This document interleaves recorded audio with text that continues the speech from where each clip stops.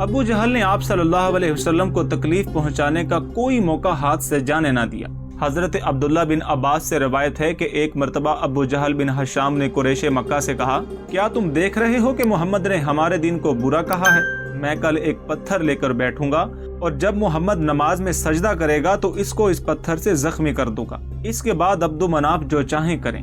अगले रोज आप सल्लल्लाहु अलैहि वसल्लम तशरीफ लाए और नमाज पढ़ना शुरू कर दी। जब आप सजदे में गए तो अबू जहल पत्थर उठाकर आगे बढ़ा। जब आपके करीब हुआ तो डर कर फौरन वापस पलटा। कुरैशी सरदार भागे भागे गए और पूछा, ए अबुल हाकिम क्या हुआ? अबू जहल कहने लगा, कल वाली बात पर अमल करने के लिए जब मैं खड़ा हुआ तो मोहम्मद और मेरे दरमियान एक सांड नुमा ऊंट सामने आ गया। लातो उज़्ज़ा की कसम, मैंने आज तक किसी ऊंट की ऐसी खोपड़ी, ऐसी गर्दन और ऐसे दांत नहीं देखे जैसे इस ऊंट के थे। वो मुझे खाना चाहता था। अबू जहल रसूलुल्लाह और मुसलमानों का ही दुश्मन नहीं बल्कि शुरू से ही बददयानत था। हुआ कुछ यूं कि एक मर्तबा कोई शख्स अपने ऊंट फरोख्त करने के लिए मक्का आया। अबू जहल उम्दा ऊंट देखकर इस शख्स के पास चला गया और इनकी असल कीमत की सिर्फ 1/3 कीमत लगाकर ऊंट खरीदना चाहे।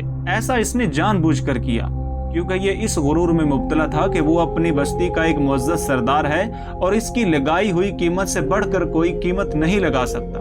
हुआ भी ऐसे ही।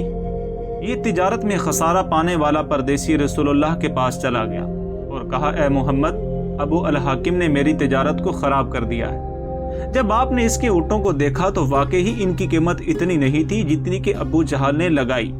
फिर आपने इनमें से 2 ऊँट खरीद कर फरोख्त कर दिए और रकम को बेवा औरतों में तकसीम फरमा दिया।